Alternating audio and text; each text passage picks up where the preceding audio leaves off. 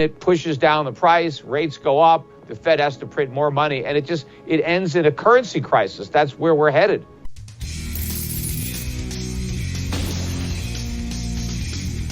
In today's video, Peter Schiff, founder, CEO and global strategist of Euro-Pacific Capital, gives a warning that the 2008 crisis was just the prelude to a larger sovereign debt crisis in the United States that may lead to a collapse of the US dollar.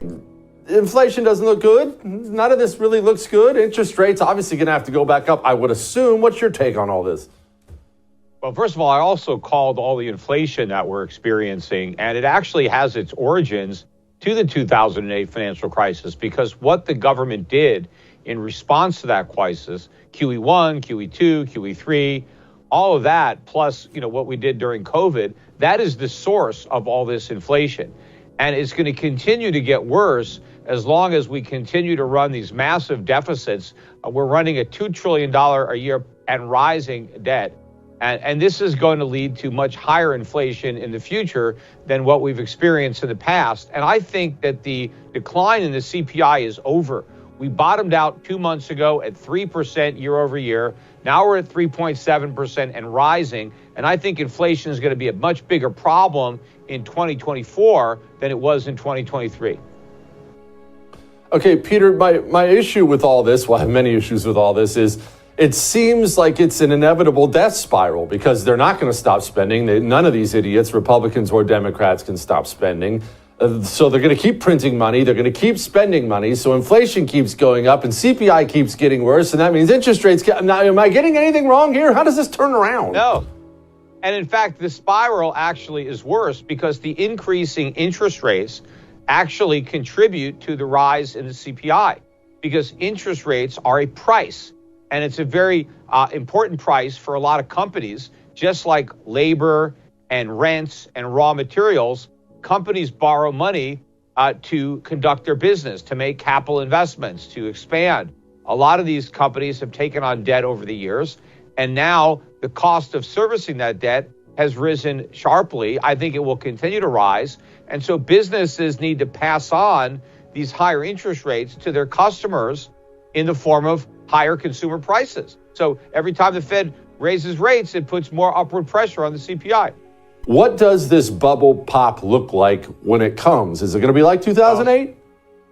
Well, the story is going to have a tragic ending, unfortunately. We're going to have a dollar crisis and a sovereign debt crisis. The Fed is going to print money until the dollar collapses. And I think that day of reckoning is at hand. I mean, I don't know that it's tomorrow, but it's coming sometime soon, because you can already see the world is trying to divest itself of the dollar.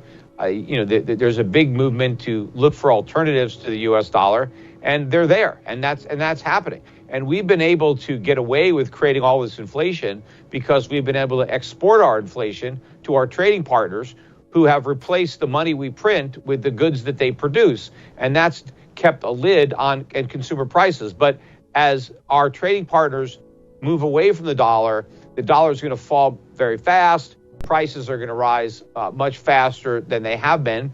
And at some point, it's going to spiral out of control, especially the debt, because we have so much debt.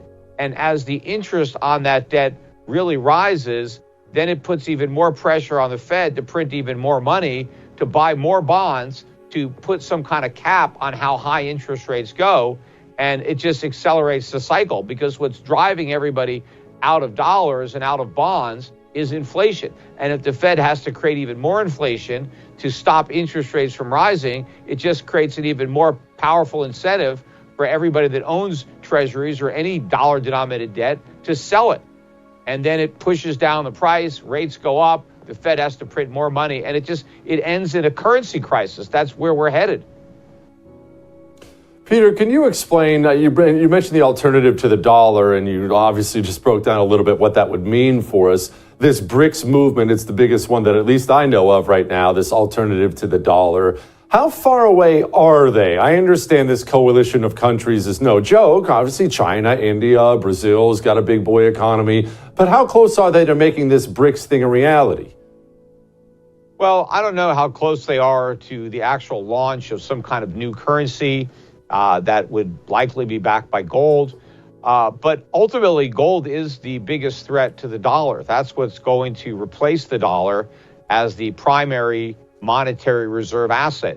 The dollar replaced gold. And so gold is just going to, take back that mantle. And in fact, the main reason that the dollar was able to supplant gold was because it was backed by gold. It was redeemable in gold. So the world accepted dollars because they were as good as gold. Well, that's not the case anymore. That hasn't been true for over 50 years. The dollar is just a piece of paper. And so I think the world is going to go back to real money as the basis for the monetary system. And all of these fiat currencies will be legitimate currencies again because they will be backed by real money, which will be gold. And that's going to level the playing field. But it's going to be very difficult for the United States because we have grown accustomed to the role as the creator of the world's reserve currency. That's what enabled us to live beyond our means for all these decades. It's what enabled these huge trade deficits.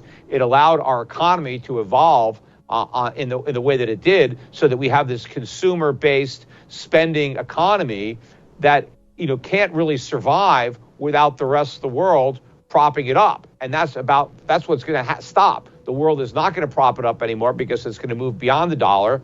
And this whole artificial economy that has been built on that foundation is going to come collapsing down.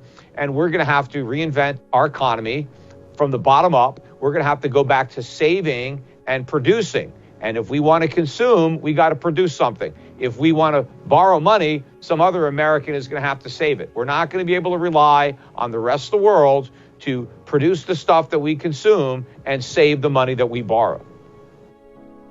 Peter, historically, is there some country we can look at who went through what you're describing right now so we can have some understanding of the tough times we have coming for us? Because you make it sound like we've got zombies coming over the walls.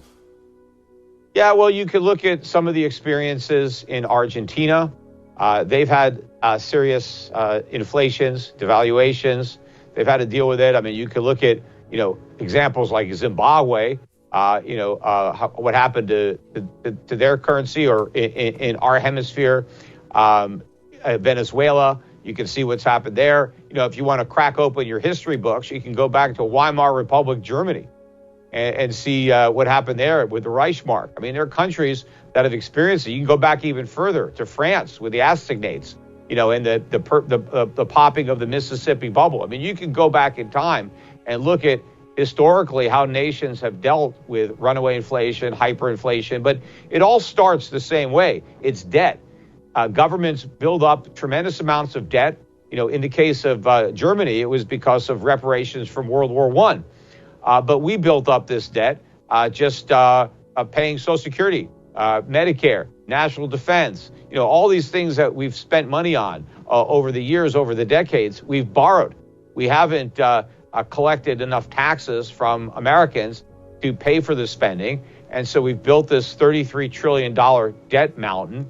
And that's just the tip of the mountain, because there's a lot of debt that is unfunded that we still are obligated to pay. Again, Social Security, Medicare, guaranteed pensions, bank accounts, student loans, brokerage accounts. The U.S. government has co-signed a lot of liabilities.